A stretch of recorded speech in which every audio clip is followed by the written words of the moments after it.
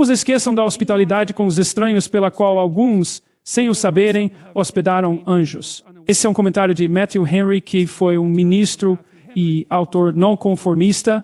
Condutas alegres e prestativas demonstrando a bondade são grandes adornos da piedade. Através disso, nosso Senhor concede não visitas pessoais a nós, mas sim pelo seu Espírito quando vem à porta e bate quando nós estamos inclinados a abrir. Ele digna-se a entrar e por seu bálsamo benevolente, ele proporciona um rico banquete no qual tomamos parte com ele.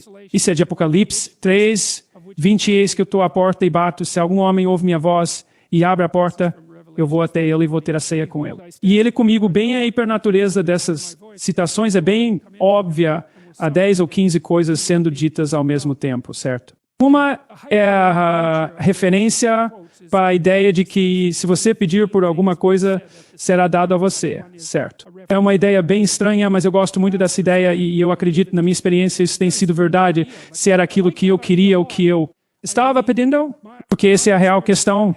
Certo? Porque a questão é, se você quer alguma coisa, que quer dizer querer isso? E o que quer dizer sacrificar o necessário para conseguir isso, porque de outra forma, você não quer.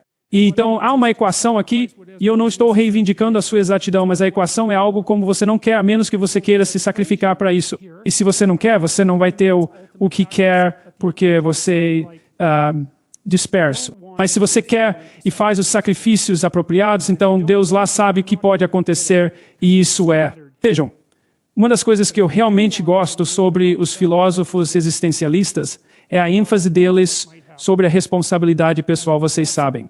Muitos deles tinham uma ênfase no papel que as pessoas têm em definir seu próprio destino para os existencialistas e acho que isso foi uma consequência da subestrutura religiosa do pensamento filosófico. Ficou auto-evidente que a vida é trágica e amarga, mas então, justo.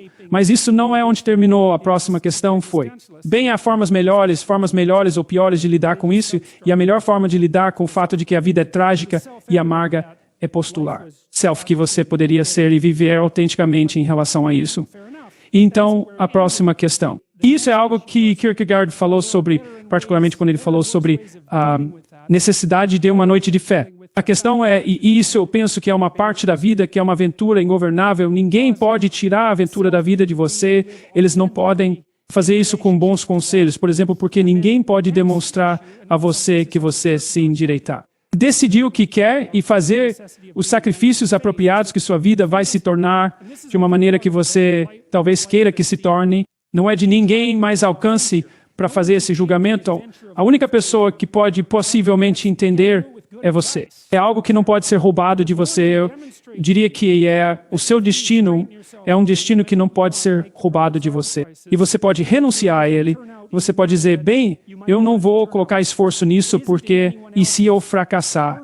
Bom, primeiro de tudo, se você não colocar esforço, você vai fracassar.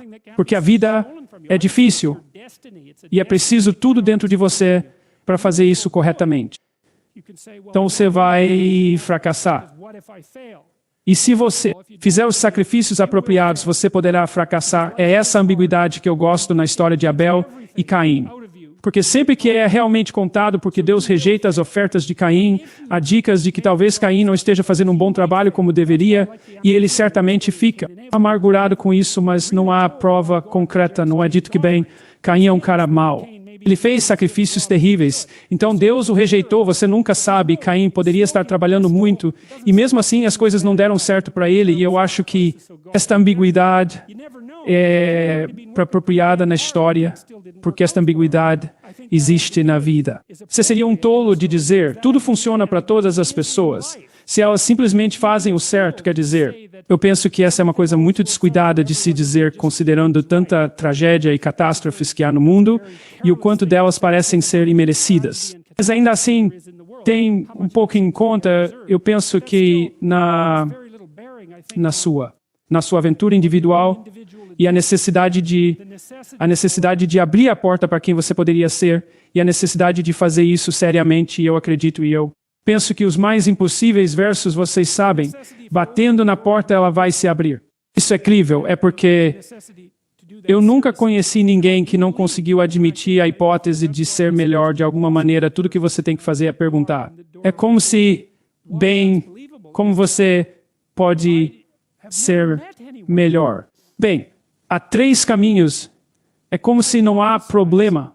Você pode pensar sem ter tempo. Talvez de maneiras menores, mas você pode, pelo menos, sempre pensar sobre algo estúpido que você está fazendo e que pode parar. E isso significa que você tem essa... Uma coisa estranha nas pessoas, que temos essa capacidade autoconstruída de postular um melhor self e avançar em direção a ele. E talvez isso é parte de onde instinto religioso veio falando. De maneira reducionista, como materialista e como psicólogo evolutivo, nós temos essa noção do ideal transcendente. Certo que parece ser universal através das culturas, bem, talvez pode ser a derradeira manifestação da inclinação humana de postular um ideal em absoluto e de seguir em frente. Você postula um ideal, ok, você precisa disso para seguir em frente bem. Se você consegue postular um ideal, por que você não pode postular o ideal definitivo? Bem, se você pode, então, instantaneamente você tem uma sensibilidade religiosa, instantaneamente, então, talvez... Porque o que me deixa confuso, como um biólogo, que diabos é a base do instinto religioso, porque a ideia de que é mera superstição. É como se nós podemos dispensar isso está errado. É uma universalidade humana, e você pode evocar as experiências religiosas das mais variadas formas. Então, nós não vamos jogar esse jogo. Há alguma razão para este instinto existir, e a primeira coisa a fazer é tentar reduzir para algo que é biológico e deixar assim não mexer com a metafísica. Mas certamente pode ser o caso que é a extensão definitiva da nossa capacidade de postular um ideal. E também nós podemos dizer, bem, é bom, bastante bem. A ideia leva você para frente, enche sua vida de sentido, não há dúvida isso. Porque está no movimento até o seu ideal, que o sentido da vida é para ser atingido. E então a questão é com quanto sentido em mover-se em direção a um ideal derradeiro, bem, mais sentido, mesmo que seja mais difícil, quanto mais. Bem, essa é a questão em aberto.